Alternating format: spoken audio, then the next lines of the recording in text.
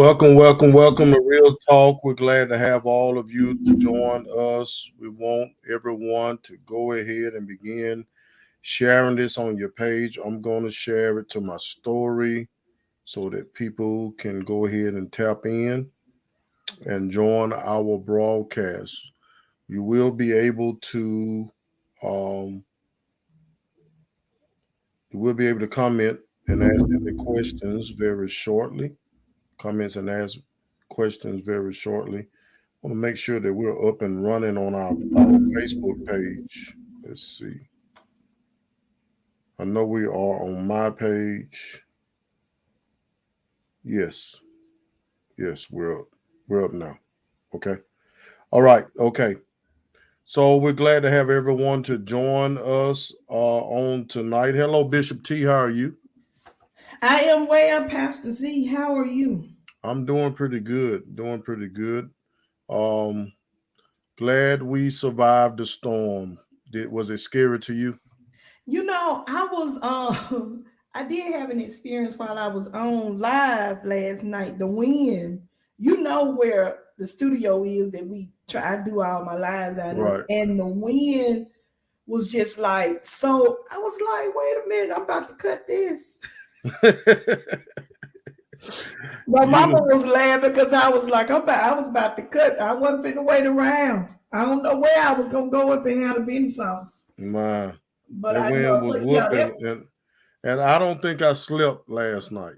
you Um, know, you did. no, I mean I was dozing, but I don't think I got getting a good sleep because I had the news channel on where it was letting us know where the storm was tracking the storm. And every time I would doze off, I wake up, and as long as this man was on there with the weather, Was I that wouldn't. James Spann? It wasn't James Spann, It and I don't wasn't. know. I don't know who it was. But they kept coming on. They stayed on the TV. So if I doze off and wake up and it's still on there, in my mind, this storm getting close. Or I got something to worry about. And at nighttime, when a storm comes, they say that's the worst time because you can't see it coming.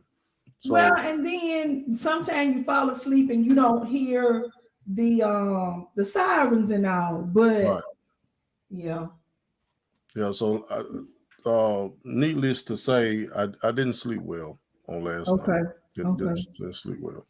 So I got some catching up to do. Some catching okay. up to do. I want to let all of you know that you're able to join us right here on Facebook Live, on YouTube. If you want to go to Facebook Live, just go to Real Talk with Pastor Z and Bishop T on Facebook Live. We have it on our page. Like our page and follow our page.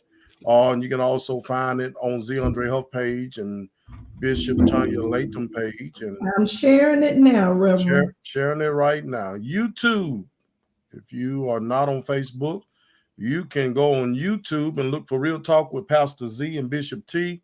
Like and subscribe. That's right, like and subscribe, and you'll be able to catch our shows live. We also have a Twitter page, R Talk with Z and T at R Talk with Z underscore T. That's right. That's right.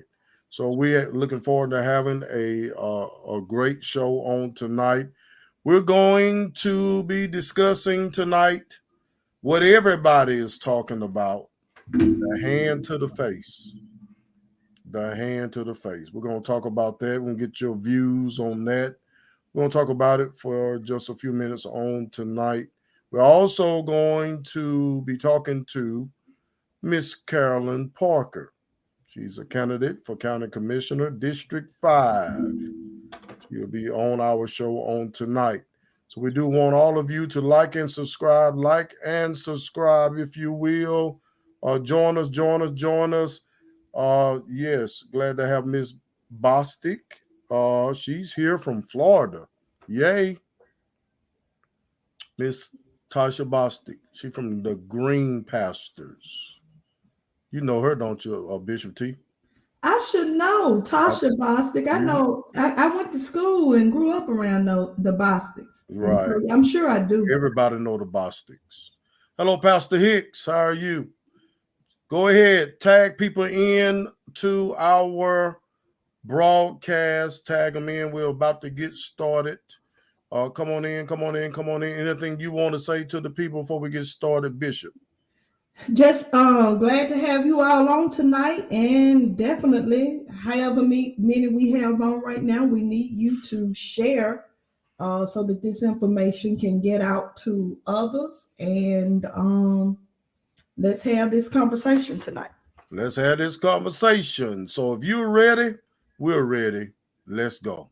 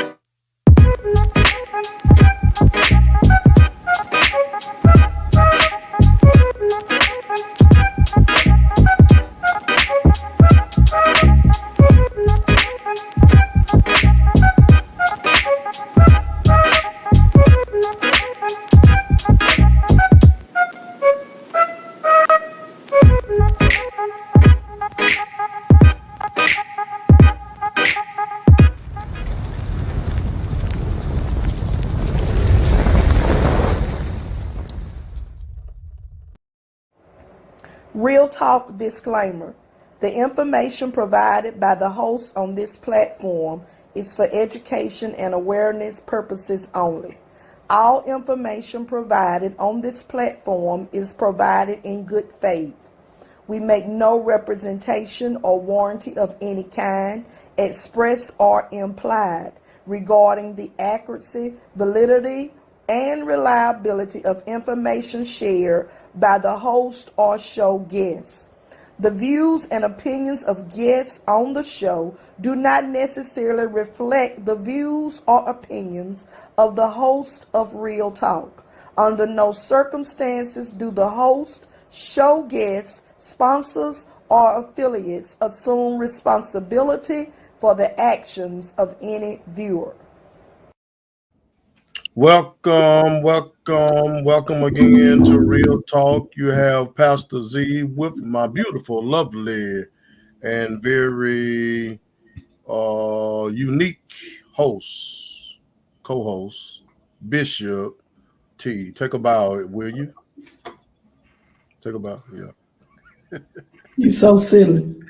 Hello, everyone. Glad to have all of you to join us on tonight. Go ahead and tag everyone in. Let them know that we're here on Real Talk. We're back. We're back. We took a week off.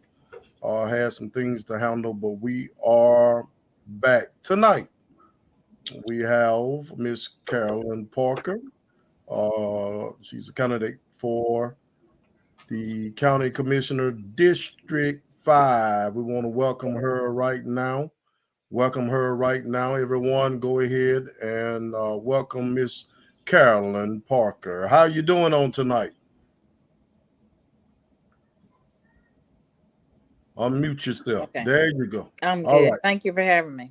All right. Glad to have you on. We have people that are coming on tonight speaking. We're glad to have you on. There's a big announcement that you have already made, and you've already into your campaigning.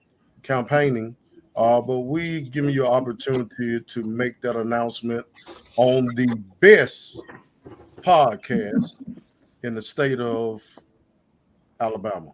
Well, thank you. Thank you. Your reputation certainly precedes itself. So thank you for having me on your show tonight. So it's true. I'm running for Etowah County Commission District 5. The election is May 24th, 2022. So I'm excited about that. All right. Okay. All right. You're excited about it. So, first of all, I don't think everyone is aware or know what the county commissioner does.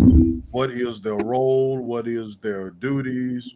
What they're able to do? What they're not able to do? We know that During campaign season, people make a lot of promises that they know they can't keep, but it sounds good and it's going to persuade voters to cast their votes because it sounds good. Only to find out sometime when they get elected in that the promises that they made, they give other excuses now on reasons why they're not able to carry out those or come into make those promises happen. So tell everyone that's tuned in what is the duties and responsibilities of a county commissioner. Well, county commissioner seats originated out of a need for people to serve in the unincorporated areas. So it's very similar to what city council people do, but the main priority and duty of a county commissioner is actually roads and bridges in the unincorporated areas. That's how it originated. So District 5 is a little unique because it's a minority district. It was originally sanctioned by the court system on a court decree to represent the what we consider the traditionally minority areas of the city of Attala and the city of Gaston in Etowah County. Okay, all right. So roads and bridges. That's the primary responsibility. But like I said, since it's in the city limits, there's not a lot of county roads in the District 5. There's maybe a little bit over 17 county roads, maybe 20 or something like that. They redesigned since I was on the county commission last. So you have to kind of collaborate with the city of Attala and Gaston to do street projects and that sort of thing. Street and drainage projects. You can also work on drainage issues. That's something that's always been a priority to me. Okay. All right. Okay. So I was very shocked uh, for two things that I wasn't the first show that you came on to announce you running for county commissioner. That you went to our good friends at Kapow. Uh, Actually, I announced first. I thought we would be able to do the breaking news. I announced first on WMDJ. Okay. Actually, Okay. yes. Yeah. Okay. So Zachary. Okay. You put him, and then you put Kapow above Bishop Real T. Talk. You may need to interview me, but I don't like to tell. I say that preachers tell stories. Well. I told him he didn't invite me. He didn't invite me on. Kapow did. Kapow. And I certainly know Pastor C better than I know Kapow, or I thought I did anyhow. But anyway. Okay. Okay.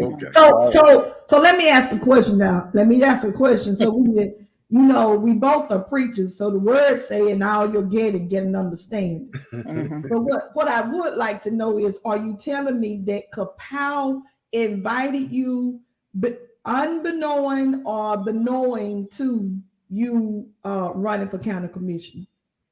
Unbeknown, I think someone told them. Okay. I did not call. They invited you. Right. I did not call and say, hey, I'm coming on to make the announcement. But, okay. Yes, but I know them too. So okay.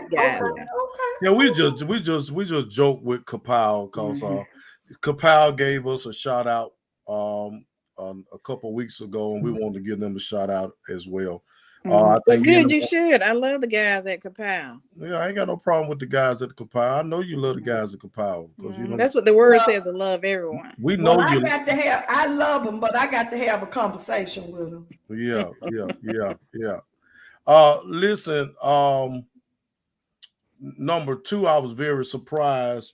I did ask you that if you chose whatever decision you made concerning your political or what you was going to do in the political, to let me know. And you did call me, and you did let me know that you was not running for mayor, which really surprised me because we came so close last time.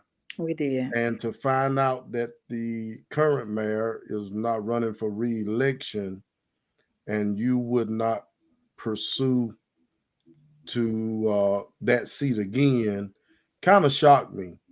And even when you said that you was running for county commissioner, and I said to you that do you feel like you serve us best in that position? And you said that there was some work. You did great work in that position, and you still feel like you can do greater work in that position. So, what made you not? Can you tell us what was the determining factor or deciding factor on why you did not pursue uh, running for mayor? Because, from my understanding, um, no one had pushed uh, the current mayor in a runoff since he's been mayor in this city, and we came real close. So We did. being that close, then you think that hey, we almost got it last time, we could get it this time. Well, you were definitely one of my supporters, and in that race last time, and prayer partners. And I told you when I called and told you I was running for commission that it was a torn decision. It was a very difficult decision. But Bishop T can tell you how many T-shirts I ordered last time. That's a very expensive race to run. Not saying the county commission race is cheap. I ran my first time probably the most expensive county commission race at the time that we had in Etowah County. So I always go hard and try to do my best in any race, but it's just a very expensive race, and it was already becoming such a crowded field. I think I must have made it look too easy last time because everyone wants to run for mayor this time, and I'm going to give them that opportunity to run and shine as a candidate for mayor this time. I just really felt like it was too many people. It was a crowded field.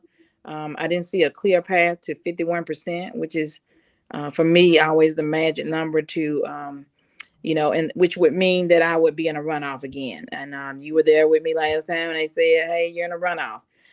That's 6 more weeks. They may have shortened it a little bit now, I'm not sure, but 6 more weeks of spending money, 6 more weeks of being dolled out and criticized and stressed out, and walking those streets in the hottest months of the year. You run that race in June, July, August. It's hot, so it's a very hard race to run. And I just didn't feel like it was this season.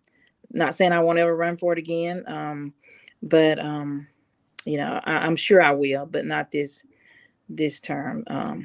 I decided to run for a seat I previously held on the county commission. And the other part that helped me make my decision was there were a lot of people announcing that I consider to be friends and close acquaintances. And so I just didn't see any way that we couldn't or wouldn't split votes, which would make it really difficult to win that race. And so I'm very proud of that last race. I hope I inspired some young people, especially some young girls, to run their best races in the future. And, the sky's the limit. First female to run for mayor of the city of Gadsden, first African-American female to run for the city of Gadsden. So I hope I've set that sample and paved the way for some other people, hopefully in the future. And I think we've got a good slate of candidates running for mayor. And I don't think we're done seeing people enter that race because you have until June to qualify. So that was the other thing. Sometimes the unknown. So you say you have a lot of friends that has entered into the race. Anyone, do you care to share anyone that you would kind of favor more than the other? Or do you want to refrain? Yeah, so that's almost like you endorsing the candidate. He know what he's doing. Bishop. I'm just asking. That's a good question. You don't have to question. This real talk, That's a good question. We really. I love several of them in this upcoming race, and I hope they love me back. You can't support, but what you gonna do? Support several? I only have one vote though. Right. That's right. So as I said on Kapow, at this date. Mm-hmm. Now, you know, everyone always says that God told them to run for something. God told them to do something. But at this date, God has not spoken to me and said endorse anyone. So I'm not going to do that. And I most likely probably won't. Um, but let's just say that, you know, one of my very good friends gets in a runoff with someone that I feel like is just, not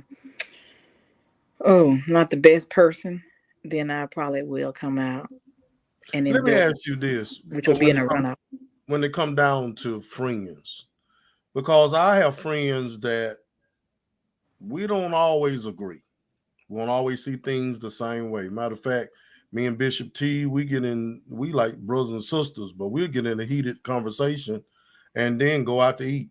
We still friends. We Mm-hmm. don't hold it against each other. We know that we're very strong-willed people and have our own personal opinions. Mm-hmm. So that being said, even though you have friends that have entered into the race, it doesn't mean that they'll run the city the way that you would run the city. I agree. So I guess my question would be, regardless of who entered the race, because we're looking at a district that I think an uncle and a nephew are running against each other in the city election. Mm-hmm. Uh, if you felt like that your vision for Gaston and I'm just still talking about the mayor as mayor would best suit the citizens of Gaston, why would you not throw your hat in? Or do you think there's someone, and you ain't got to say their name, but do you think there's someone who's already entered into the race that have somewhat of the same mindset that you have? I do.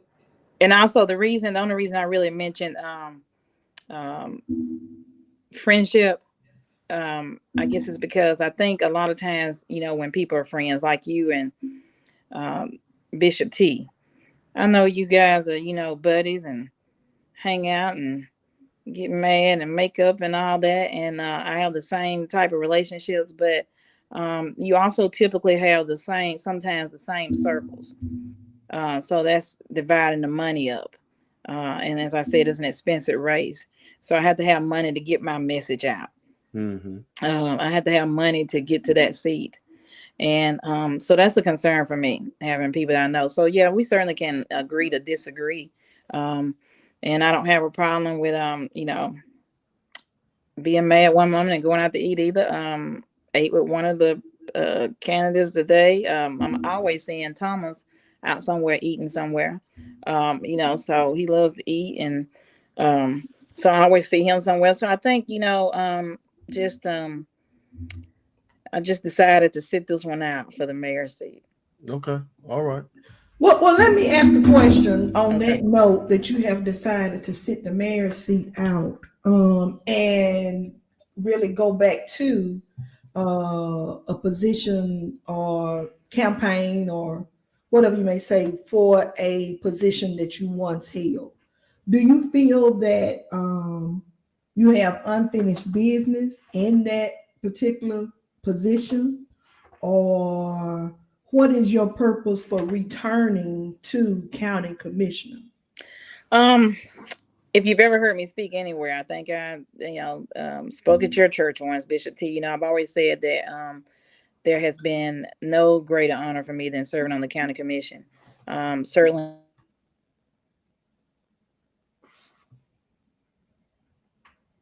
Is that also people can't call you. How do you do that? huh? Do Say that y'all know? again. Evidently, somebody Now I called can't. and it took her You connection. can't hear us? No, Can you hear somebody me? called and it took her connection. Is Right. that what you said? I can't hear you. You can't hear us? Okay. Go back out. She can't hear us. Can y'all hear me? We hear We can hear you. you. I can't hear you. Okay. Let You me may text. have to wait a minute or let her do what you're saying because Right. somebody called her. I'm gonna text her. Let's see. Can y'all hear me? We We hear can. you. Can you hear us? I can't hear you. That must have been a powerful question. You took the connect. I can't hear anything y'all are saying. Okay. Check your phone. Oh man. Okay, she's going to go off, everyone, and we're going to bring her back on. Let me remove her. Okay. Yeah, she's going to go off and come back on. Again, we're talking to Miss Carolyn Parker. She got kicked out, and she's going to come back on. Hopefully, we'll be able to continue the conversation. Do not forget, Bishop T, the question that you had. Here she Yeah. go again. Okay, are you there? Can you hear us now? I can hear you. Okay. All right. Okay. You got your do not disturb button hit on your phone? Let me do that. Yeah. Now I don't know who that is, but that tells us they are not They are not watching us. watching. The greatest show on this side of Earth. They are not real talk supporters. Yeah, we need to find out who that is. Who that is? Well, several people, but Well, Several. send me their name. Tell them turn on Facebook. We're all over Facebook. Several. They're right, Miss Cheryl Townsend. We're all over Facebook, and they must not social media. Can you hear us now? I can hear you. Let me get back. We see you now. Can you see Okay, us? I can. All right, here we go. Okay. Thank Bishop you. P, shoot that question again. I remember it. I She remember got it. okay. Okay. So I don't think necessarily that there's any unfinished business. I would say, as Pastor C said at the beginning, sometimes people when they're campaigning, they make a lot of promises and say they're gonna do a lot of things, and then they get there and they can't do them or don't do them. So I actually kind of gauge my own progress. So when I ran for office, what I committed to doing, um, when I ran for commission, and when I decided to vacate the seat and run for mayor, I had actually kept my word and done everything I said I would do. That's important to me. I'm a person who does my homework, so it's highly unlikely I'm going to tell you I'm going to do something that I can't do in the seat. If I didn't do it or don't do it, is because something other than something prohibited me from doing it, and I would try to communicate that to the people as best I could. But so unfinished business. Well, there's always, I think, work to do in the community. I think we're all called to serve. Um, and I serve whether I'm in office or out of office. As far as priorities on the county commission, I've always talked about clean water and adequate drainage. I'm tired of our neighborhoods flooding at such a drastic rate. It rains heavy for a few minutes and then it's flooding. There's water running under our houses. When the manholes flow over it, the sewage is coming out and it's running under our houses and causing mildew and mold and that sort of thing. And so I worked on that quite a bit when I was on the county commission. But as I said, it encompasses a lot of the city of Gadsden and the city of Attala. So certainly didn't get a chance to work and collaborate on every project that I wanted to. So that's still something that's, a priority to me. Helping with the infrastructure. The roads are in disarray. I partner with I think all of the city council people, all 7 districts when I was on the county commission in the city of Gadsden, and 2 of the council people in the city of Attala on road projects. So you can just drive up and down the streets and see that there's, work to be done as far as drainage and infrastructure, that sort of thing. So. Reading your Gadsden Times article, you talked about political break, taking a hiatus, and not pretty much claiming ownership. You said this on Kapow, taking ownership or claiming ownership of a seat. You would do no more than 2 to 3 terms. How many terms have you done in this particular seat? So if elected again, this would be my 3rd term. Your 3rd term. Okay. Mm-hmm. What led you to taking that hiatus? Well, I vacated the seat to run for mayor, so they were on Okay. the ballot in the same year. So it wasn't one of those things. Some people have safe runs. There's a gentleman on the county commission right now running for the House of Representatives. If he doesn't win that election, he's still on the county commission. I did not have that luxury of saying, "Hey, I'm going to stay on the county commission and run, and if it doesn't work out, I get to sit."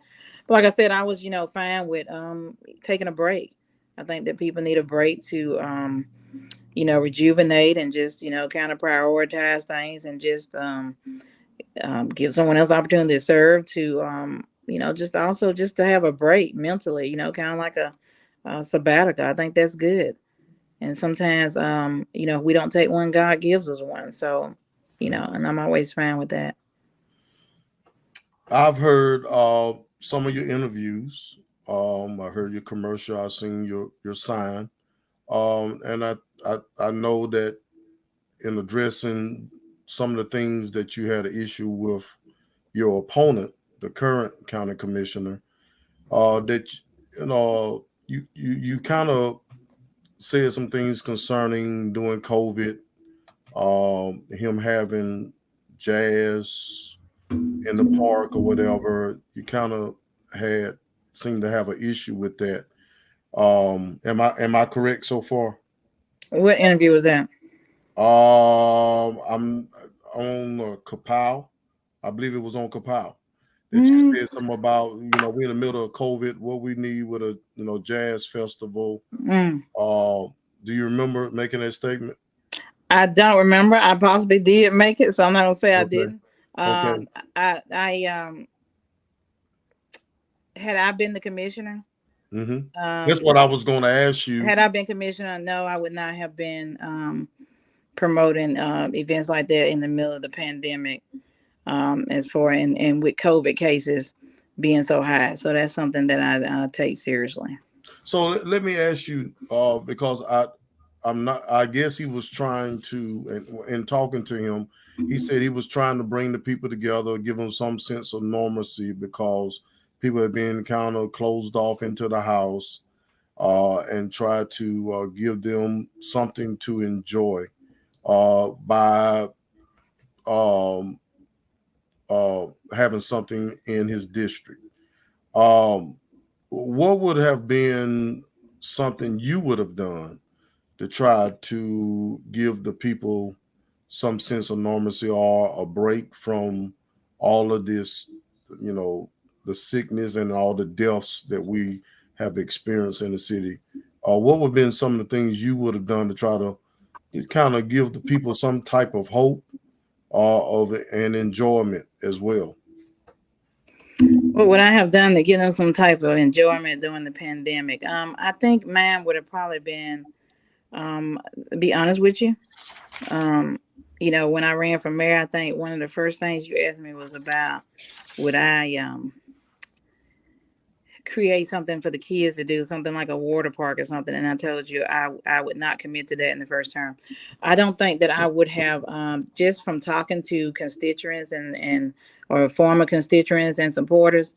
I haven't gotten the feeling that people like to have a good time always, but I personally hadn't gotten the feeling that people were asking, for large events in our community with COVID, especially when the cases were high. So that would not have been on my radar. I think I probably would have done something more like, if I were going to do anything like that, I think I would have done something more like maybe, um, some of the more of the COVID awareness, how we can be safer, you know, pushing vaccines. Um, I don't know, things like that. I guess I'm not going to say that that would be the jazz concert would have been on my radar. Okay. Well, I think just trying to keep people healthy and safe. And I get people being cooped up and they want to get out, but I also want to keep people healthy. now I do know that he was part of the vaccination. I had a lot to do with the vaccination at Carver and some over in the Tyler. But we Now was we're talking about Carolyn, not him. Exactly. But I know you said that's what you would have been doing. But what I'm simply saying is we having football games and people pulling up in the stadiums and we're having all these other events and this being outdoors. I just wonder what other things would you have done to try to pull the community together or your district together to try to Mhm. let them know, hey, there's some hope even in all the bad and all the things that we've experienced. I think there's other ways to give people hope than that. Um, to be honest, I do. Um, there have been times, and I don't know exactly what time of the year you're talking about, but there have been times when people, I haven't been to any football games, so I don't know. And there have been times when I've disagreed, and I know you're on the school board, when Mm-hmm. I've disagreed with them having the football games at the time when the cases were high. Yeah. Yeah. So that would be, something I guess for you and the superintendent, to decide as far as the football games. Mm-hmm. So that wouldn't be anything that I would have any say in. Right. Right. So you opened that up. So I wouldn't have spent the amount of money that my opponent spent on those type of events. Okay. Well, nonprofits. Have you given to any nonprofits to do anything in your district? I have. Okay. Uh, any nonprofit that you can call off the top that is actually doing things that you wanted done in District 5? Um, want it done in terms of what? Just whatever your ambition or whatever, your that you wanted to see get done as a county commissioner. Uh, Hmm. anything? Um, well, mental health is a big thing for me, a big priority for Okay. me. I've given to CD mental health Okay.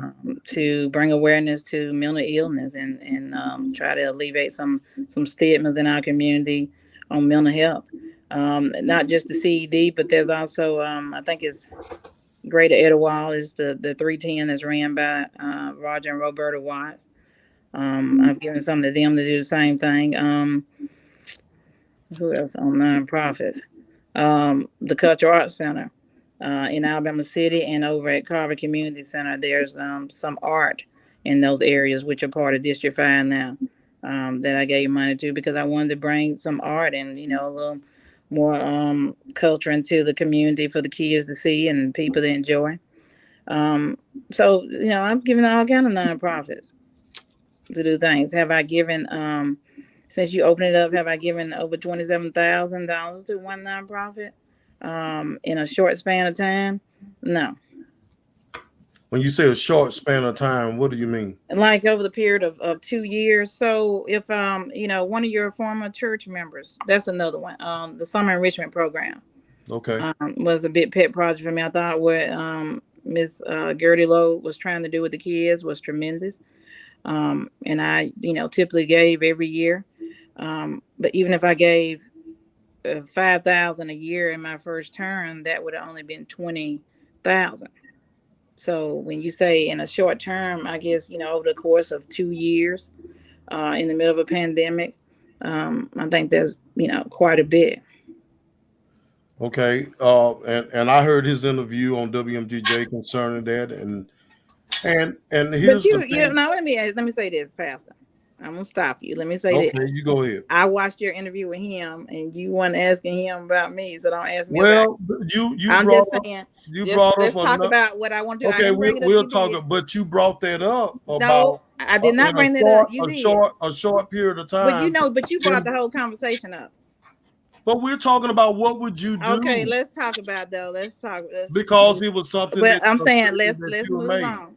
I'm gonna be nice. Let's move on. Oh, well, I'll be nice Okay, I'm too. just We'll saying both be you nice. didn't spend his interview talking about me. Don't do this to me. Okay, Bishop, you got Let's anything you let's want to let's answer? be I fair. just know that the infrastructure in this city is terrible everywhere, especially down. It's terrible. So I'm really interested in what are you going to do different than you did when you were in office. And I would like to say this because you all were talk since you all brought it up, because I'm gonna be honest, I haven't listened to any interviews as it relates to you nor your the opponent, the current commissioner. I have spoken with him, just but you know but I think the jazz thing in October, to his defense, it was outdoors, and we do need something with some help. But what is your vision moving forward? This is, and from what I can see, I feel like the current commissioner is doing a very fine job. And I was about to ask, were you insinuating, because I hadn't heard his interview, to know if he gave one particular nonprofit a certain amount of money. But what's your vision for this position a second time around, or third time? Well, would be your second term. Mhm. What is your vision as it relates to? You say most of it is infrastructure, as far as the bridges, roads, and whatever. Um, what would you like to see done? What would you like to see accomplished? What is actually your vision for, if you are given the opportunity to serve in that position again? I think, as I said, the I'm part of a lawsuit, the Clean Water at lawsuit. One thing would be to see the county apply for more grants, and more grants to be grant money and funding to be applied in District 5 to alleviate those severe drainage issues. One of the first things I did when I was commissioner before was have some studies on, what's causing all this flooding and that sort of thing.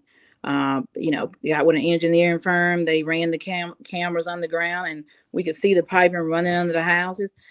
That's important to me.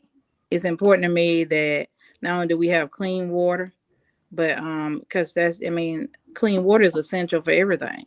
So that's a big priority for me. It was before.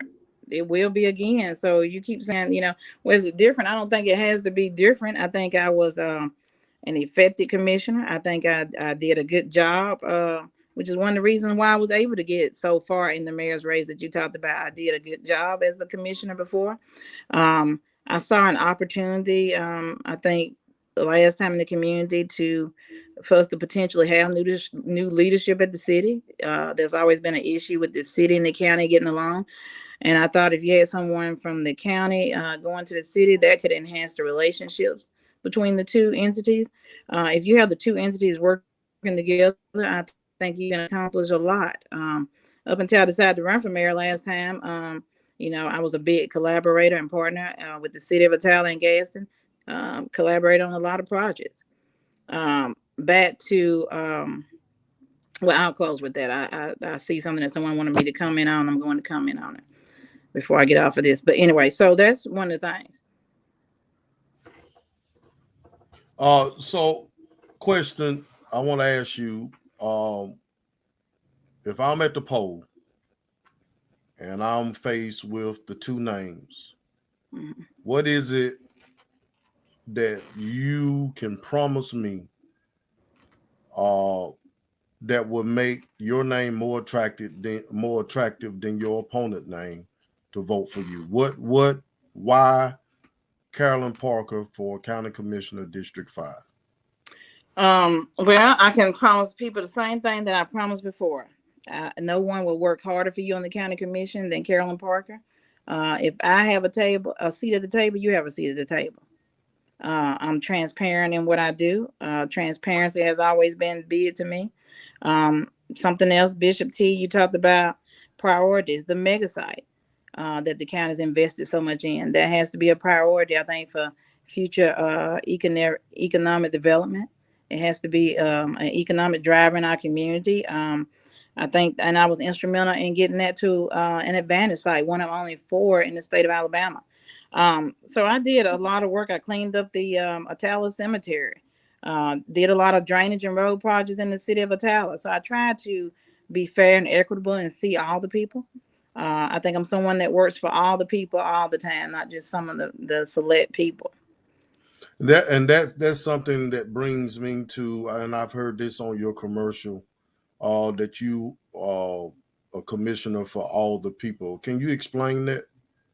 I think sometimes when people get in office, I think that they don't see everyone, that they see, certain areas, like they favor, certain areas more than other. When I ran for county commission the first time, the city of Attala felt, when I would talk and have the conversations with people, they felt very neglected, very left out. And granted, when I ran the first time, there wasn't a lot of votes in the city of Attala, in this particular district. But when I left the county commission last time, I was recognized by the mayor and council. No other commissioner to date at that time had done more in that city than I had. And so even though they were not the most populous area of the district, I treated them the same as I treated all the other areas. So I tried to see North Gadsden, East Gadsden. I tried to touch all the areas, North Gadsden, Alabama City, Attala, Tuscaloosa Avenue area. I partnered with former Councilman Robert Avery and Councilman Worthy on street projects, some beautification projects, and some drainage issues over there. Um, if you call me, I try to be there. I try to do the job that I was elected to do, and I'll do that again. So, do you feel like some of the constituents are being neglected? Areas in District 5 is being neglected? Because I know that in your slogan, pretty much, Hmm. is commissioner for all the people. Hmm. So, do you feel like there are some people, areas that is not getting the attention that deserve? I think there could be more transparency. I think that there could be um, more inclusion. And by transparency and inclusion, I mean when you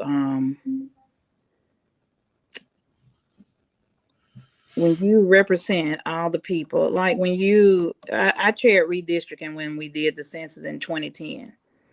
And one thing I did was I went on Facebook, I went on the radio, and I encouraged and asked, people to come out and see how we actually redraw lines, how you redistrict in a census, and how that affects the monies that come into a county and cities. Hey, you were in District 5, now you're in District 6. And I tried to explain the process. I tried to keep people informed. Um, I think that's important. Patrice Max, It's Patrick, Patrick. Patrick. That's Patrick. Yeah. I see Patrice so much, I forget And that that that's is your brother. actually, I know that's not my cousin. There's a guy actually who has the name Patrick Maxwell, just like Okay, Patrick. Yeah. okay. Let's get some of these abandoned buildings and homes together. I'll bring more revenue and opportunities to the community, and also nobody like abandoned buildings just standing in their community. And some of those can help get some of our younger generation off the streets and give them something to do. More improvement at home first. Is that something that a county commissioner can do? No, the only thing that county commissioner really could do as far as that goes in the city limits would be to partner possibly with the city of Attala or city of Gaston on some kind of project to work on that. And sometimes, just maybe lending your position or to help with those kind of projects. But that's something that a city council person or a mayor has more influence on. Okay. I've heard you share and defend the seed money that you gave to build a new road. You want to share with us about that? What happened with that? Yeah, so the road, which was I do talk about that, something I'm proud of. First road to be constructed in the Etowah County, in all of the county, in over 20 years. Is the road that will lead into the mega sports complex, which is something that will be open to everyone, to all the kids in the county. But aside from that, when you build roads and streets and bridges or repair bridges and roads, you also um, it's a form of economic development. You create jobs. Yeah.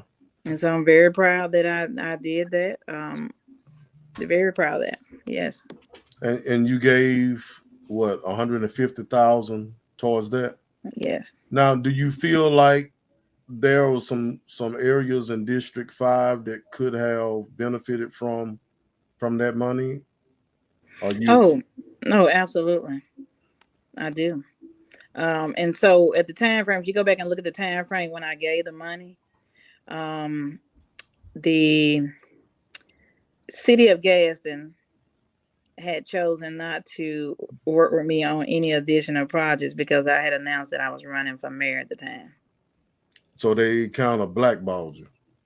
We kind of decided not to collaborate on any more projects in the city limits. So when you look at the time frame when I did that, that's around the time that was. And so I told you that I try to represent equally. So then I also gave a large chunk of the money to road money to the city of Atala. Okay. Yeah. Uh, So absolutely, there's always roads and stuff to do in District 5. Yes.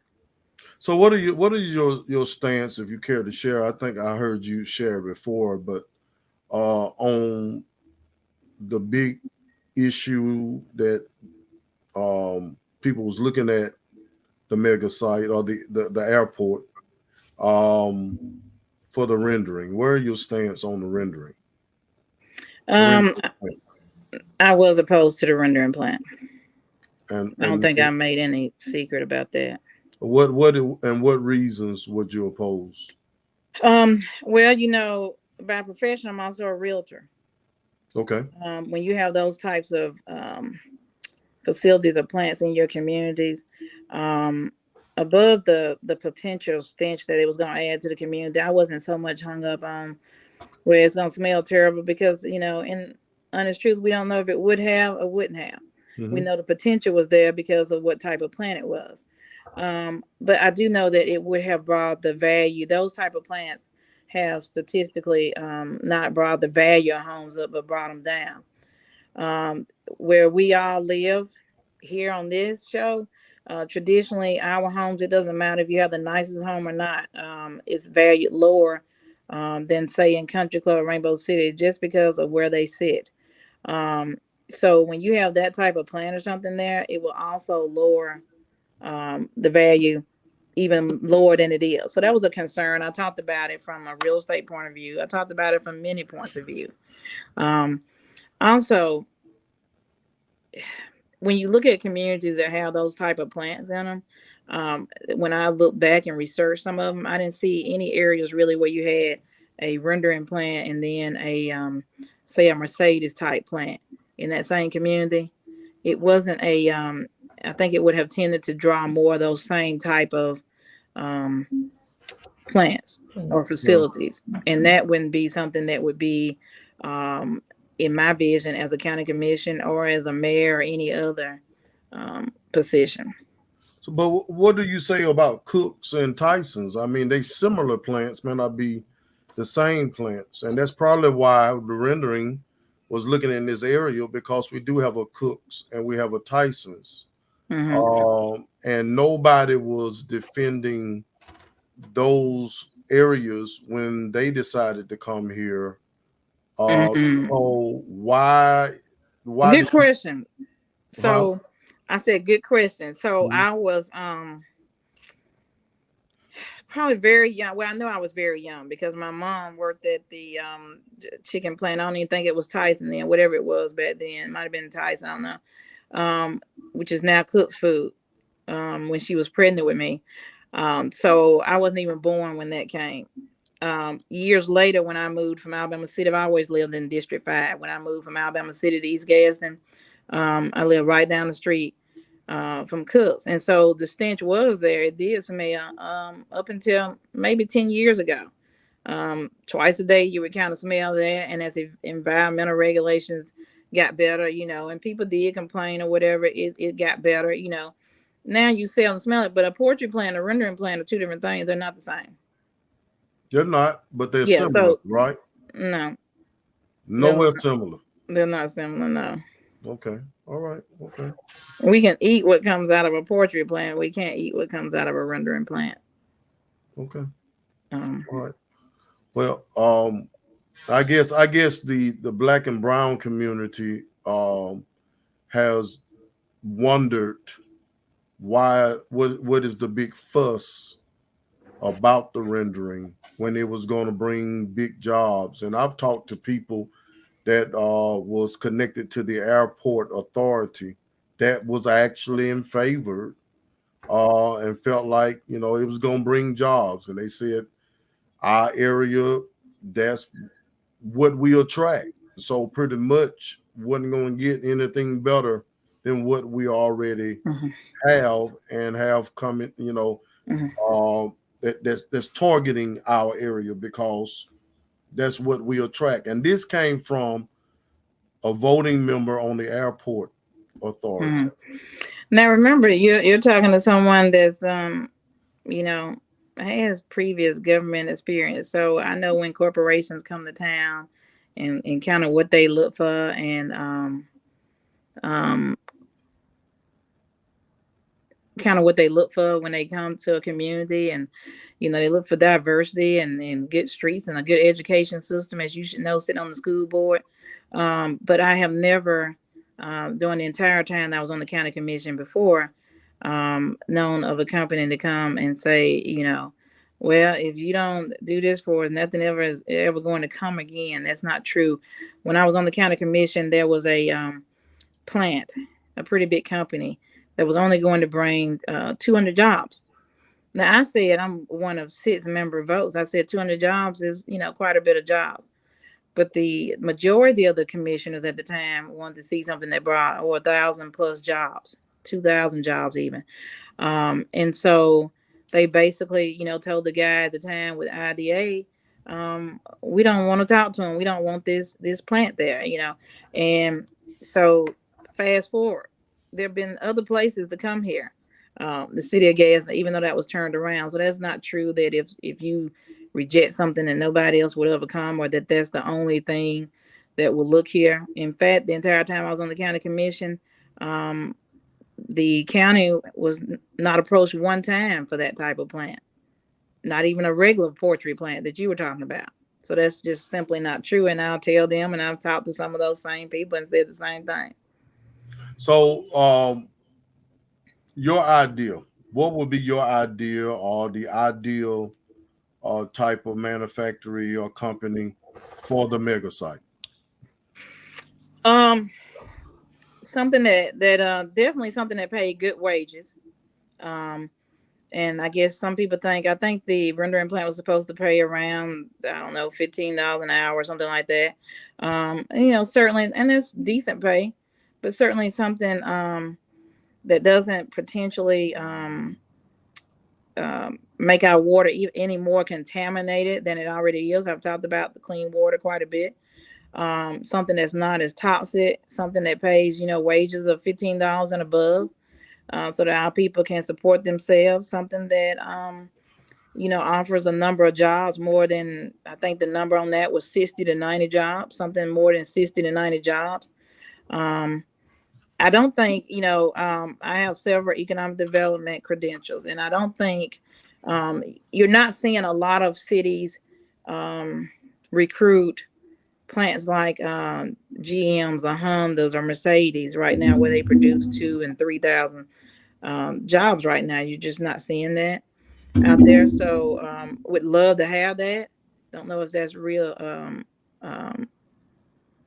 realistic. Thank you, Ms. Bryant. I agree.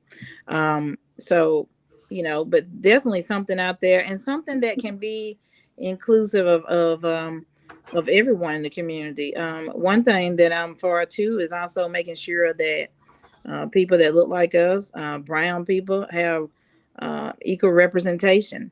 A place where maybe we have some internships available, and so that's certainly something that for our young people.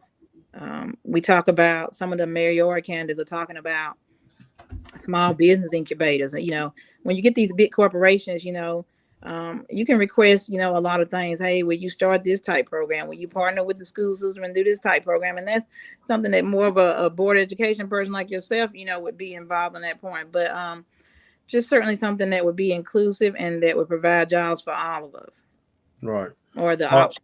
so what is your role if elected? What would be your role in help making something big happen for that site? I think just continuing to work on that site, develop the site. I know that the Current Commission, they receive some type of grant where they're bringing in um, um, more, I think, sewage and water or something like that. And that was huge. I know when I was on the county commission, we were working towards getting utilities to the property. That's pretty big. Continuing to get exposure, letting people know that Etowah County is open, that there's a mega site there, trying to recruit industry. Bishop, you have any questions for? I do, but I need to hold off for a minute just to see how I'm gonna I'm thinking. Okay. I do want to add something, but I'm gonna give a minute. Well, Carolyn Parker, what is it that you want our viewers and those people that have an opportunity to vote in District 5? What do you want them to know about you? Um, I hope they already know that I'm a hard worker. Um, that I'm a person that fights for the people. In front, I think, in front of the cameras and behind the scenes. Um, that I'm on the job from day one to my last day on the job. Um, I want them to know that I'll be not just visible but accessible. And I'll be fair. Will this be your last seat that you desire to occupy when it come down to politics? Um, Probably not. What would be your last seat? I wouldn't say that. I'm 48, so I think I got at least I'm just 20, saying, 20 good years is there left in any me. other seats that you desire? Let me just say it like this: is there any other seats that you desire to sit in before your political um, Career. career is over? There is, and I won't talk about the night, but I tell you what, when I get ready to make that announcement, I'm going to if you don't make me mad again, I'm gonna come. You're gonna be the Oh, show you that mad? I'm back on. You big mad? You You mad gonna be the on my show that show? you gonna be the Did show you that I just come say back and that? announce it on. Did you just say that? I did. I Yeah, can't you thought believe. your question, your Bishop T. I'm just thinking. I don't. I I hear you saying what the county commissioner basically primarily deals with. And I don't want to say that I thought that, and I guess I do want to say I thought that they had, there was a little bit more that they were involved in, but I do hear you saying that you can partner with the councilman to get things done in their districts. Mm-hmm. But I do know that and I'm not a fan or a promoter of haters or naysayers. But there is that group of people out there who are saying this is just you coming back to this position or trying for this position because um, the run for mayor didn't didn't pan out or whatever. So I don't want you to, because we don't want to give a whole lot of credit and whatever to those naysayers. And I think you've said the water, and everything. But to those people, how do you win those potential voters to that see it that way as not necessarily unfinished business or work?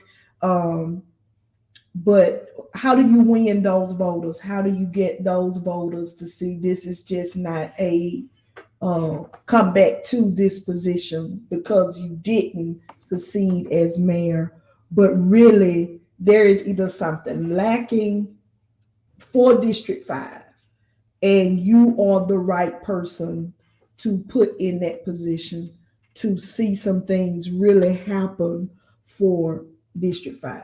Did I could definitely, I know you are upset with Pastor Huff, so I really don't want to ruffle your feathers. I'm okay. I'm just scared now. Don't and make me do it and I'm to gonna me. talk to Go him, ahead. and I'm gonna talk to him later too. I'm okay. I'm Um, not answering. I'm so not answering my phone. yeah, he got a raise coming up too, Bishop T. I Um, do. I so do. anyway, I think, for naysayers, I don't spend a lot of time or energy, to be honest with you, on naysayers. I talked to some of Pastor Huff's good friends. One supporters didn't like me when I ran for mayor. Everyone's not going there to like you or love you. I hope you do respect me, and I respect. I can agree to disagree if you think that way. That I'm not going to spend a lot of time necessarily trying to change their mind. You get what I'm saying? They were probably a naysayer. They probably And I didn't. maybe shouldn't have called them naysay, Yeah, but they to probably didn't have support me. Yeah, or have that thing, she just, she yeah, lost this, or yeah, negative so now Nellies she's or running whatever. back. They probably didn't support me for mayor either.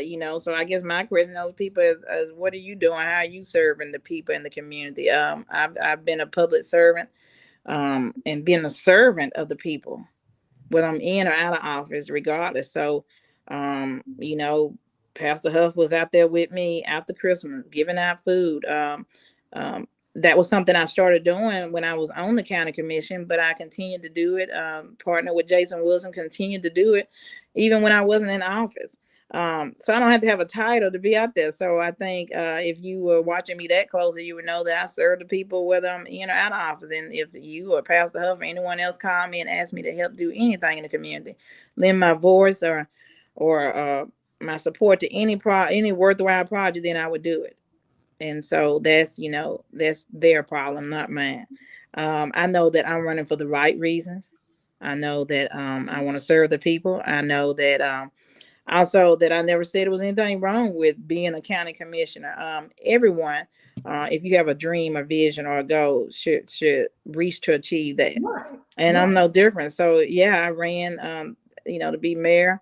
I think I walk in pretty big shoes, and so such naysayers, if you can feel them, then do it, So I'm And I thank commend thank you, you. Mr. Moore. So I mean, I don't have any regrets.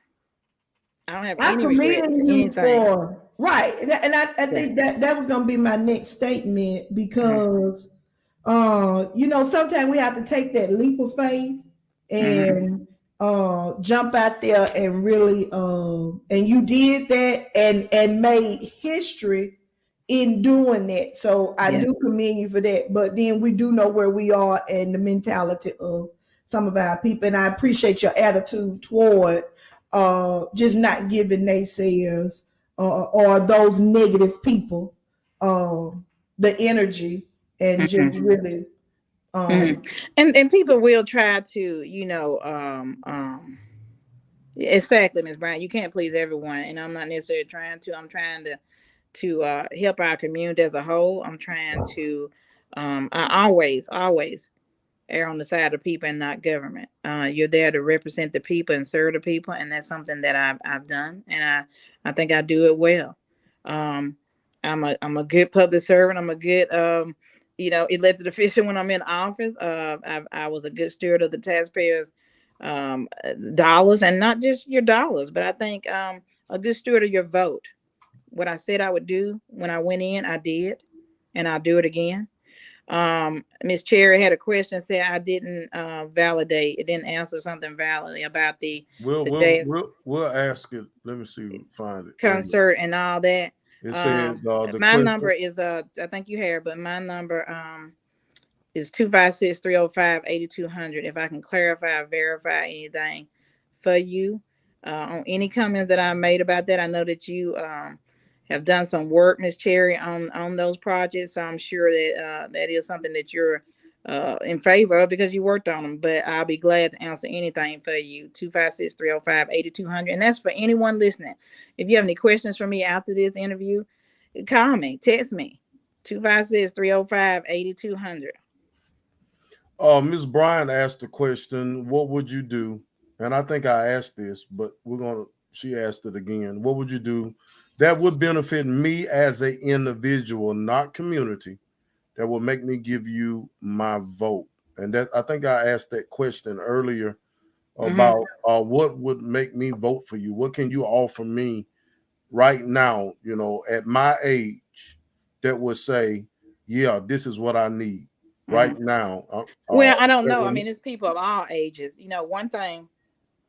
So, particularly, Miss Bryan, if you have some, certain concerns or issues that you feel like haven't been addressed um, in the past, then I want to hear about it.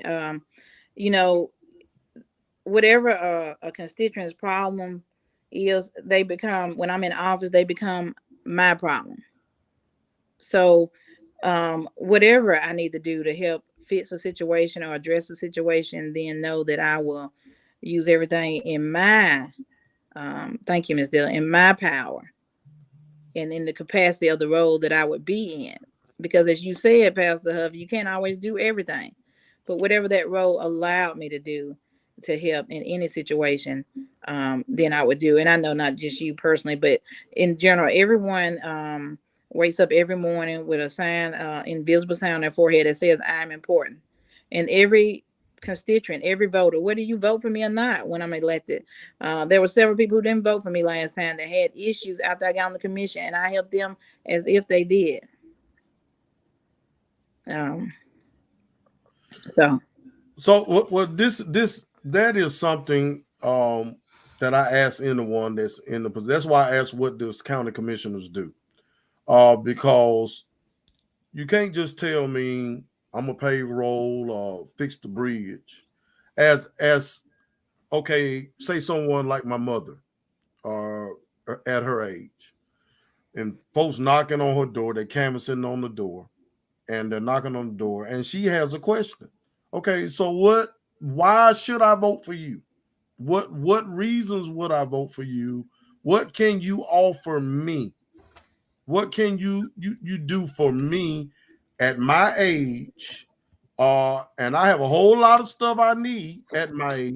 But mhm. what can you tell me? What does your platform say to me that will attract me to vote for you? So I think if I'm out canvassing on at the door, Okay. just like when you're campaigning, I don't think you had opposition last time, but when you do this time and you have to go and tell people what you're gonna do on the school board, You know something I don't know? what I'm going to do, You know something I don't know? Because you what just I'm made a statement. what I'm I going just to want to do, know, do you know something I don't know?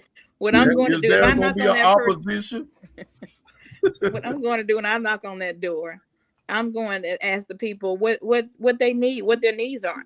If it's something within the capacity of what a county commissioner can do, then and I can help. Then I'm going to say that I'm going to work on that for you. And even if it's not something that a county commissioner can do, and you tell me you have a problem, let's say your mother was having a problem getting her medicine. We're gonna use her because you used her. Let's say she was having a problem getting her medication because and her son didn't help her get it, and she said, I'm struggling, I can't get it.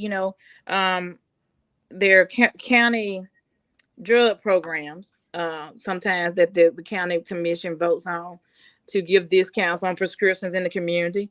I also sit on the board of Quality of Life. I serve in the community in other capacities. Sit on the board of Okay. CED Mental Health. So I would call one of those people that I have a connection with and say, what can we do to help Ms. Huff get her money?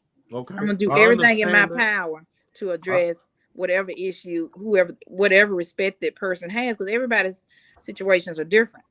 okay, but my question is, as the county commissioner, what can you do? And Well, here's the reason why I'm asking okay, if they were personally. telling me something that pertained to county commission, Right. something that I could do. What can you do as a county commissioner that would make me want to vote for you? That's what Okay. I'm saying. And I feel like that this should be part of, if you're handing out tracts, if you're handing out cards about vote for you, I need to see, okay, what is it that you're offering? Not the fact that I'm asking you to do something when you knock on the door. If you didn't get a chance to talk to me and I got a card and I read your card and I read your platform, What is it on the platform It that? would talk about transparency. It would talk about continuing development of the mega site, which is something that would enhance the quality of life here in not just Gaston, but in all of it, or a Talbot in all of Etowah County. If you bring in um, a corporation and they create 1,000 jobs, well, that's a trickle down effect because they're spending money in the county, and it turns into sales tax dollars or whatever, and that gives you more money to work on the streets and the roads and the drainage, and so that's economic development, transparency, making sure that you know what's going on. Like for instance, raised they just voted to uh, recently sometime raise the late fee to $2 a day. If you can't pay your property taxes by I think December 31st, it's $2 a day. Some of these people are paying more in the late fee than their property tax is or their business tax is if you don't have the money, and so often some of us don't. I do income taxes, I make the bulk of my money, after December 31st. But you might pay more. People have been texting me, you might pay more in a late fee, and that's something Yeah. the current county commission asked for. They went to Senator Jones and said, "Give us this authority to enforce this late fee every day on this community." And we're a community that the majority of people are at poverty level. So, I mean, making those kind of decisions, but also asking you, hey, do you think that we need to?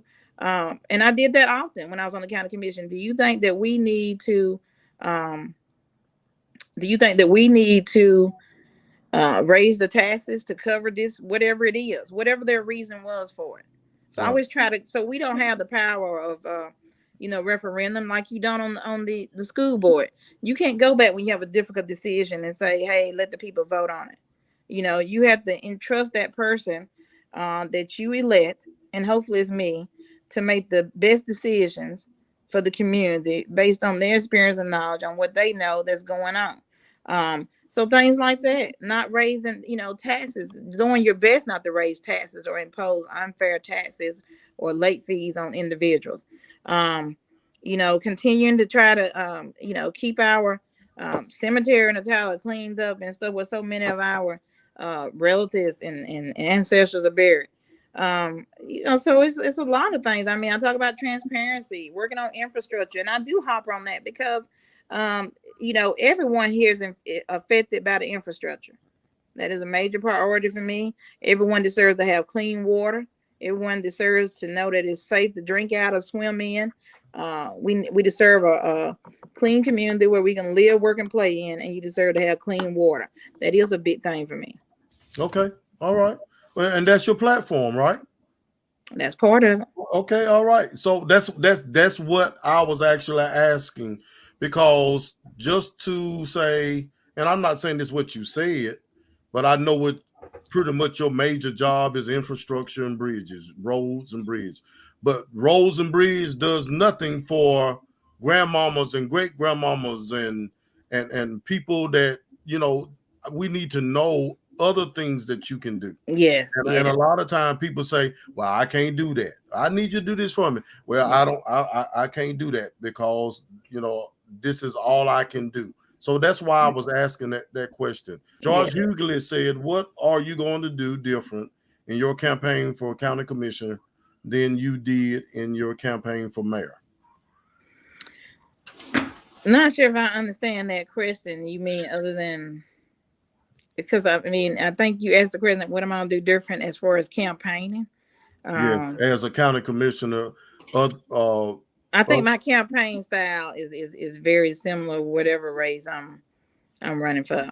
okay, If he's all right, talking about that or whatever, I mean, and it was as you said at the beginning of the show, it served me well. It was pretty effective. Only one ever push him into a runoff, so not a whole lot of different things, but you'll see a little bit of different stuff. But I certainly um, won't give everything away that I'm gonna do in my campaign. okay. And we're taking questions from our viewers that are here.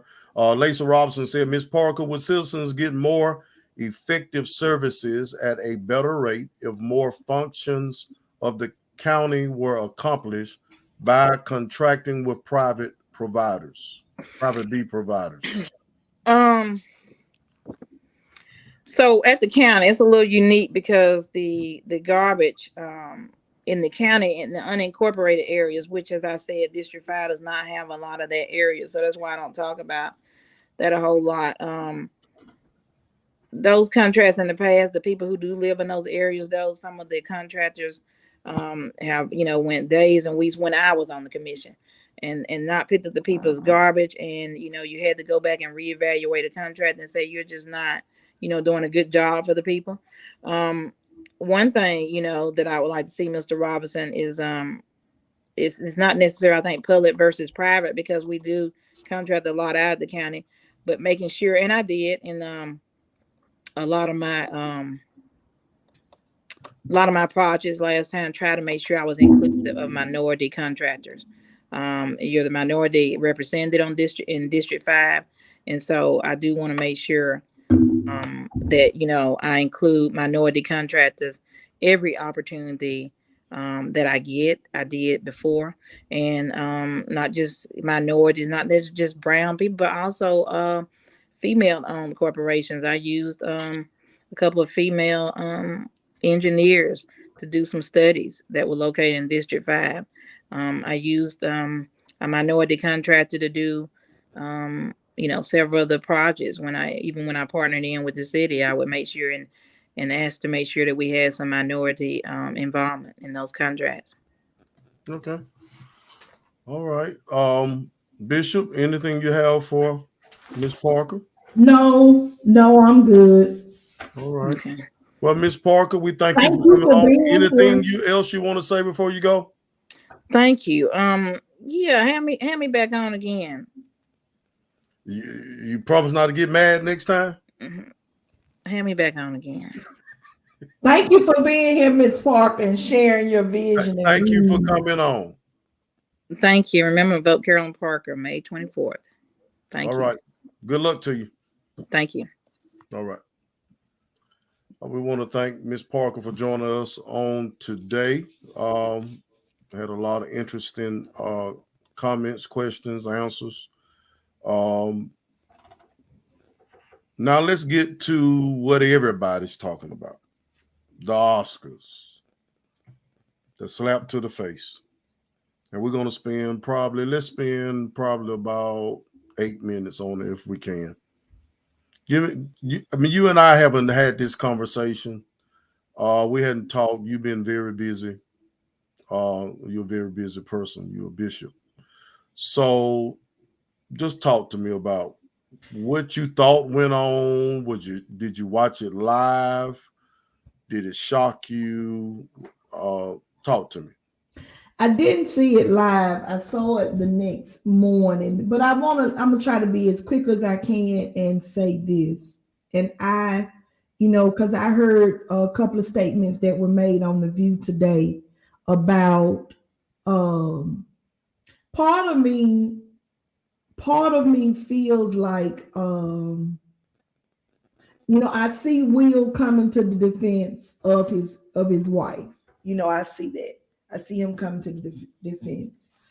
And I think when you have a comedian, comedians will test it. They'll see, they see how far they can go.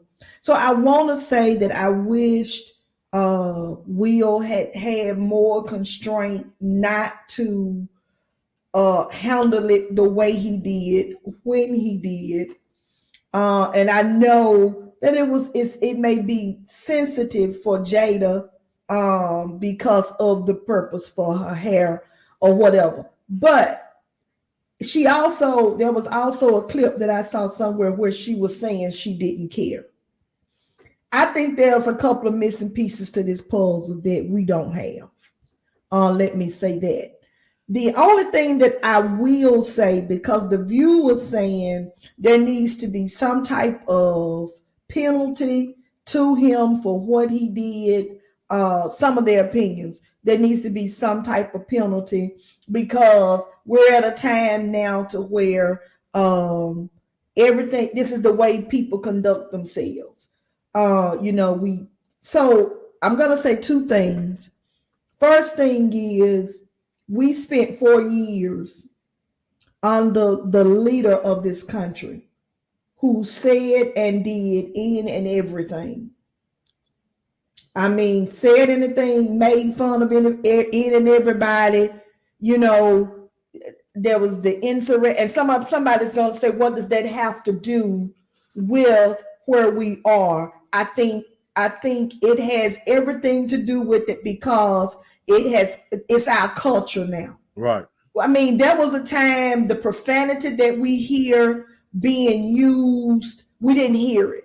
Um, uh, it's just so it's like the climate that we're in now. You all type of profanity is used, and I hear what you're saying about Will Smith, but we still have a former president that's still Running free. No penalty. still it's still going. But I do see I wished it had been done differently. Yeah. And everybody is like, the night that it was an all black cast and it was produced by blacks and all of that. I hear it, I get it, but I think that it's deeper than just the Oscar night. I think that it's deeper than just the Oscar night.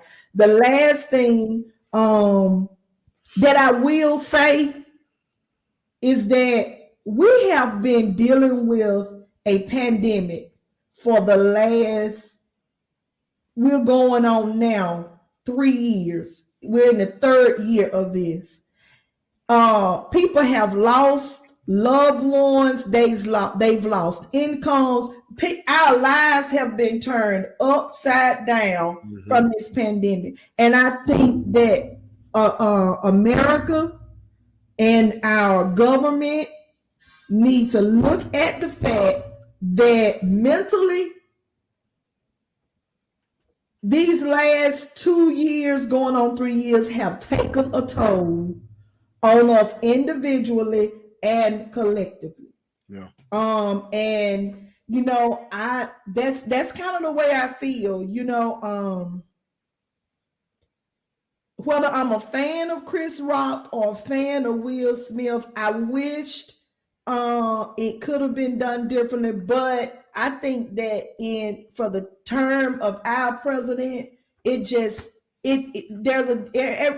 different now. It's different now, and everything is played out that way. But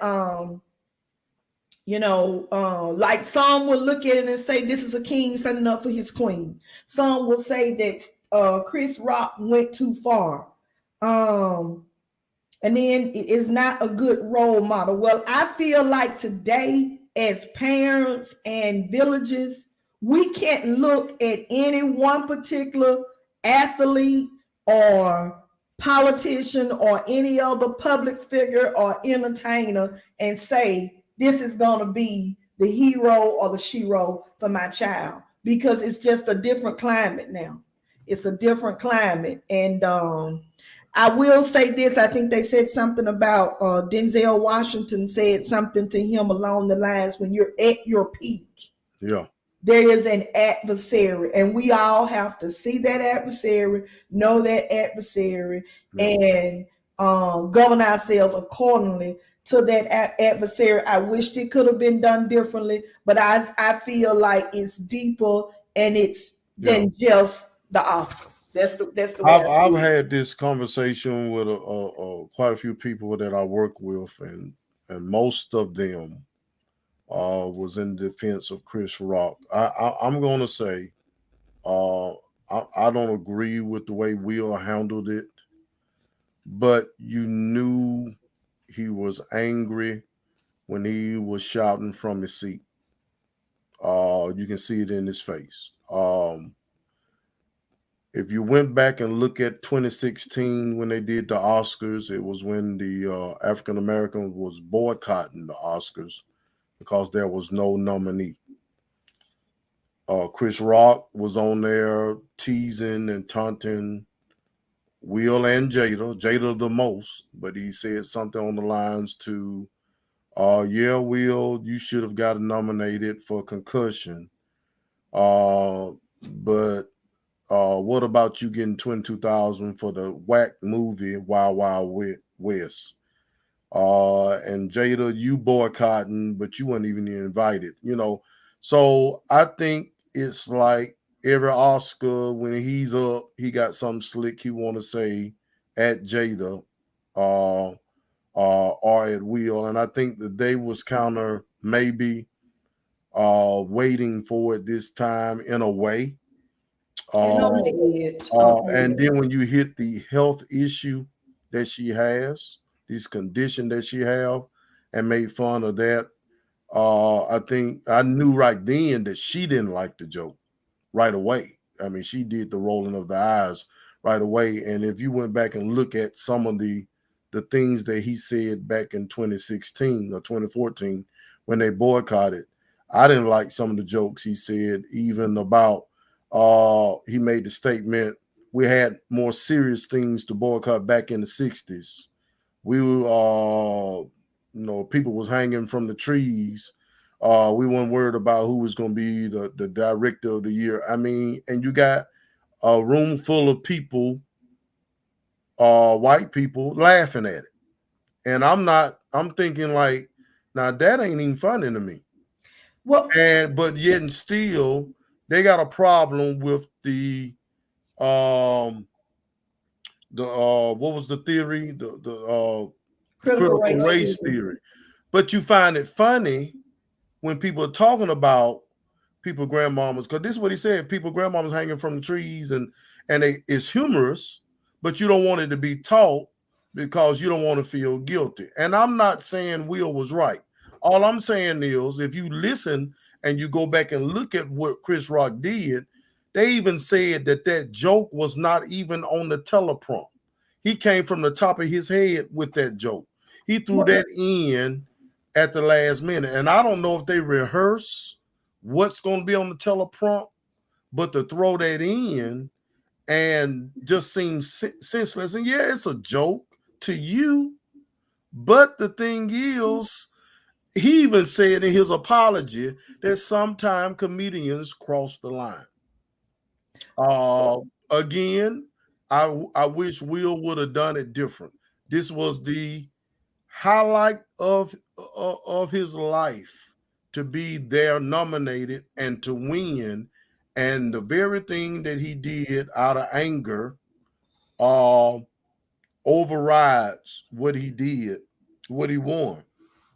you know, let me just say this too. I hope that people don't start throwing tomatoes at me for saying this. But I wonder how long are we so shallow that this has had to take up our news for the last 5 or 6 days? Yeah. Or is it just because it's us? It's the Oscars. That it is the Oscar. They think the Oscars is just the promised land.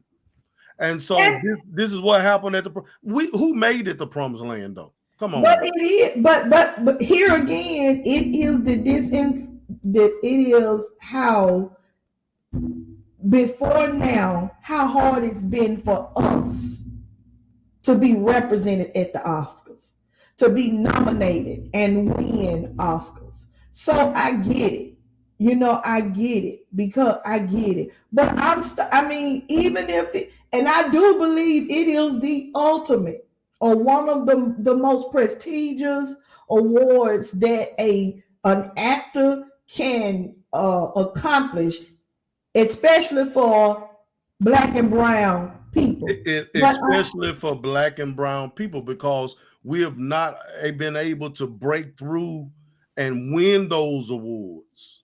but my question is, how long and why are we? Why?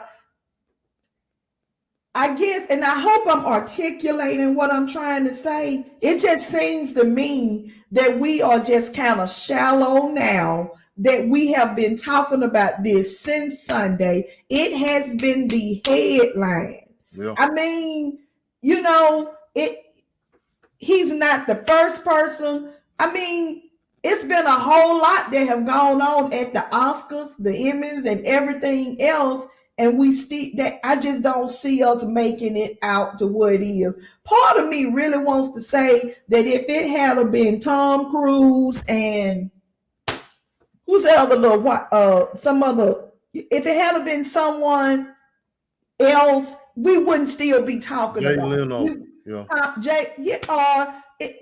Tom Cruise and what's that other somebody, if it had been a white comedian and Tom Cruise, maybe it still wouldn't be. It just seems to me that it is a continuous effort to try to put shade on us as a people. I just don't see why we still talking about it, especially when this is what I believe. I still say there is something else going on. You said yourself, every Oscar or however many Oscars before, he was going at going at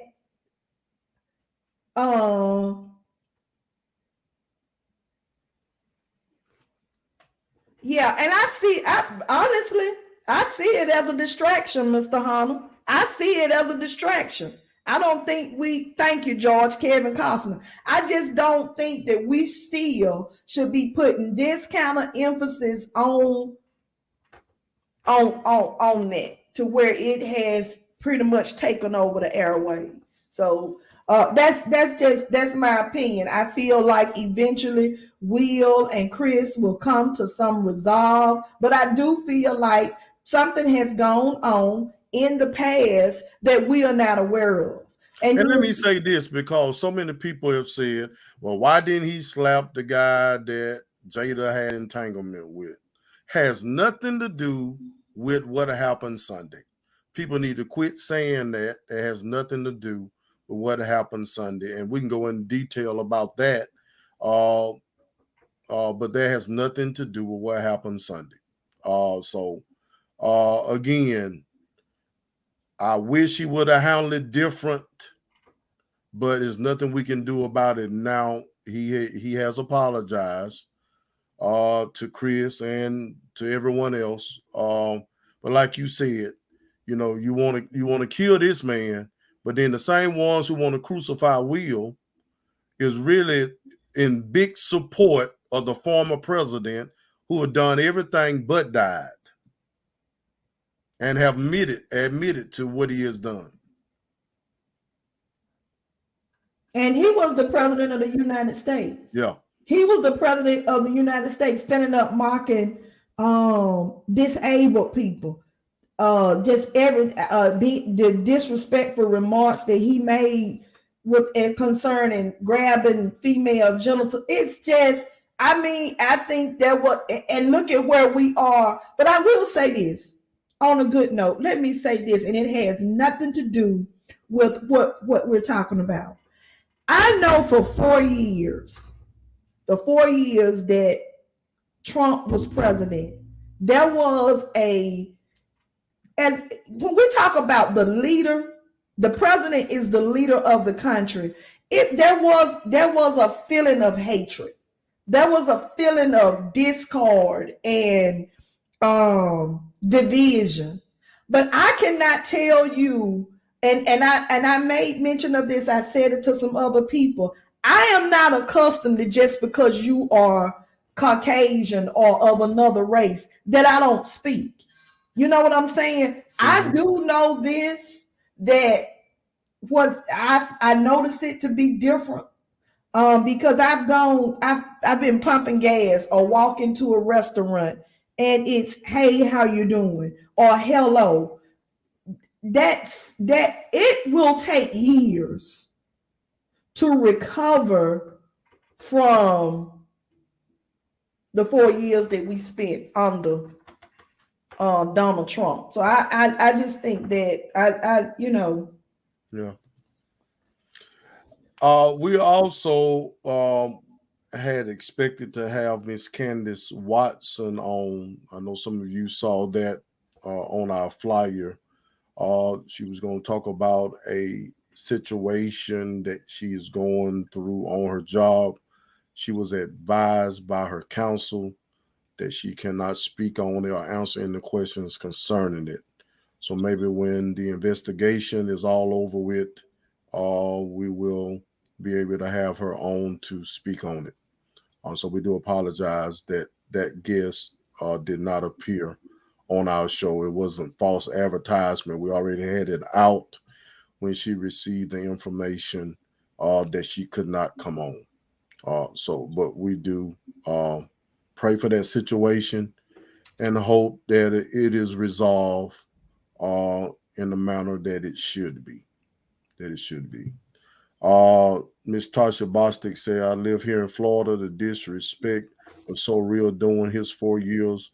Now we are dealing with Trump supporters and signs 2024. Oh my. And let me say this fast up, and I promise I'm gonna hush. It's even like even with the campaigns, the campaign commercials. There's so much mudslinging Oh my. and it's so much. I mean, and I'm not even talking about local campaigns. That's like a whole nother The subject. governor But the governors just blatant disrespect. and talk back. I And never but saw them talk about a sitting president the way, the but way you that won't. they do. Who I mean, I'd never seen that happen. But we read to crucify Will Smith, and the reality of it is, I'm gonna be honest with you. I know we brought it up on the show, but this probably be the last that I continue to talk about it unless I'm laughing about it. Cause I don't care what you say. It's not gonna hurt his pocket. No. This man 350 million strong. And that's him. Yeah. His wife is accomplished and his children. Yeah, Honey, she about 60 or 70 mil. well, I don't know. I don't know, but I feel like it's overrated. Chris Rock, about his net worth is about 97 mil. But I am going, because there are a lot of comments that have been made even tonight where Chris Rock is concerned with things like somebody said he had been asked before. I know with one article that I read, they were saying that whenever he hosts or he's doing whatever, they have to beep out a lot of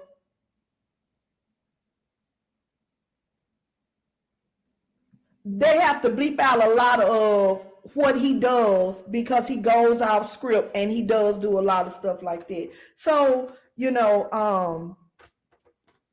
hey. Yeah.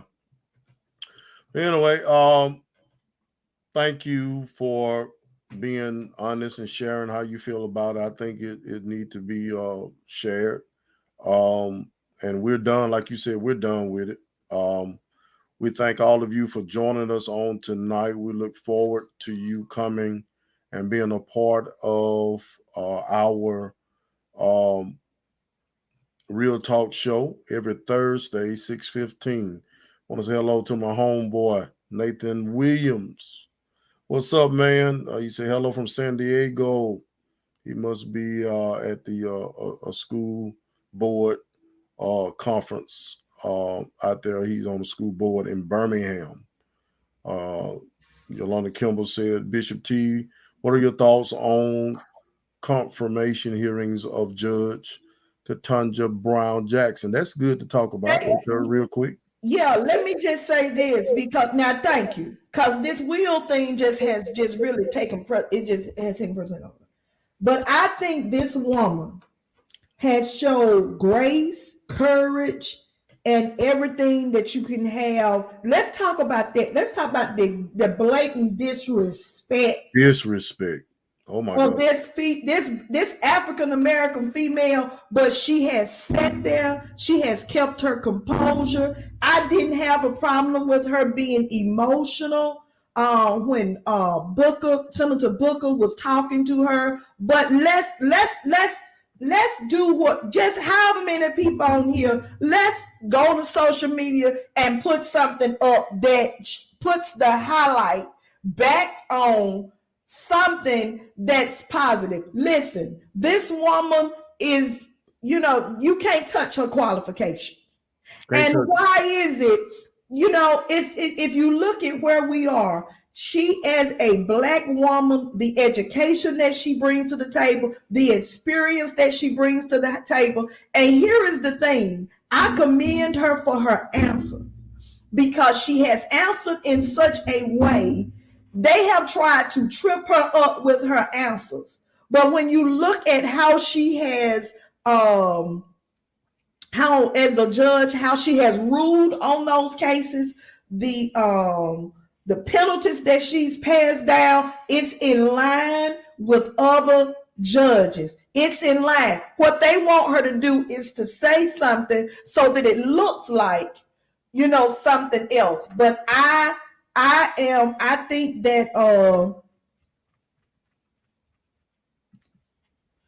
I think she's done a fantastic job. Right. And the reality of it is, I'm like Cory Booker. It is going to happen. She is gonna make history, and that Supreme Court would look more like what the United States of America looks like. And I hope and pray that she will continue with the courage that she has. Thank you, Miss Kimball, for bringing us to that point. She has made women proud, but even more so, she has made African American women proud. And I say, did you see the insult where the lady asked her what's the definition of a woman? I'm like, but yeah, she I'm has like, done. She's done well. She's done Ted well. Cruz. It was it's been some stuff, man. But you can't take away. And they keep bringing up about the critical race theory. Want to know how she feel about that? She said, that ain't got nothing to do with the rulings that I've never said anything about critical race theory. What are you talking about? It has never been a deciding factor. It's never something that I have ever discussed or talked about. So what are you talking about? And I do agree with some of the points that have been made. She's probably more educated and qualified than the ones that asking her, the ones they interviewing. Exactly. But if you look at even some of the statement, they're doing what they were doing 2 years ago, what they were doing 3 years ago. They're playing to a certain group of people. They're playing to a certain class of people. But hey, she has risen above all of it, and I'm proud of how she has conducted herself, and realizing they're not gonna stop anything. They're not gonna stop anything. So thank you for bringing that up to just shed the light on something that's positive. I will say this: we got bigger fish to fry than Will Smith and Chris Rock. Exactly. The CRT is a serious trigger for those individuals. We had to discuss it in college, and some of the comments from my classmate were a lot to take in. Critical race theory. She is handling them. What are your thoughts on Judge Clarence Thomas and his wife, Jeannie? You know what, Miss Kimball? Listen, I'm embarrassed. I didn't even know. You didn't know what? I didn't know she was Caucasian. You didn't? I didn't know. Unless I forgot it. I had to forget. That's what me and Mama was talking about. None of y'all would have took him no way. He's an idiot. Listen, I had That's why when you said it's about to look a lot like us, well, it may look, but you still got the one on there. He don't think like us. No, I'm saying no. What I was saying was it looked more like the diversity of the Supreme Court. But what's the difference in you being in our skin, but your thoughts are Well, I think during his confirmation, I think all of that was brought out when he. Oh yeah. So you didn't expect anything different, did you? Yeah, I thank you, Joe. I forgot. But yeah, I mean, I just, that got me. I really, but then, So she had a lot to do with the insurrection, and he did not recuse himself from voting on it, even though his wife was one of the ones that was texting all the texts and messages and emails that she was sending back and forth on January 6th. And they actually have was really wondering why he had not recused himself from having anything to do with the case. Miss, I think I just forgot doing that Anita Hill hearing that she was. I think I forgot. But this is different here. Look, not skin folk, it's kin folk.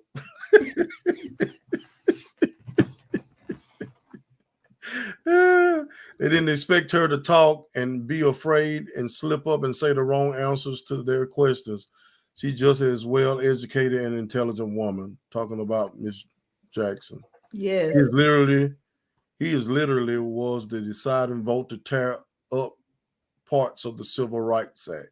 I mean, he has shown. It's kind of like who was it that said? Kind of like a local politician. When people show you who they are, believe them. I don't think as a race of people we expect any more out of Clarence Thomas than what we're getting. No, you're right. You're right. Well, we're almost going on 2 hours, darling. You've been talking. You done made the candidate. But they don't throw. Well, I mean, this real talk. You done made her man, and now she got to call you afterwards. Yeah. Okay. Well, God bless you and everyone else. Well, I've had a wonderful show with you, sir. I'm not mad at you. I'm glad you're not. Glad you're not. Listen, y'all, we thank you all for coming on. We love you. We appreciate you. Do go on our YouTube page, like and subscribe, if you will. Real Talk with Pastor Z and Bishop T. Go on our Facebook page and look us up, and like our page as well. Okay. Bishop T, until next Thursday, we say from Bishop T and Pastor Z, y'all have a wonderful night.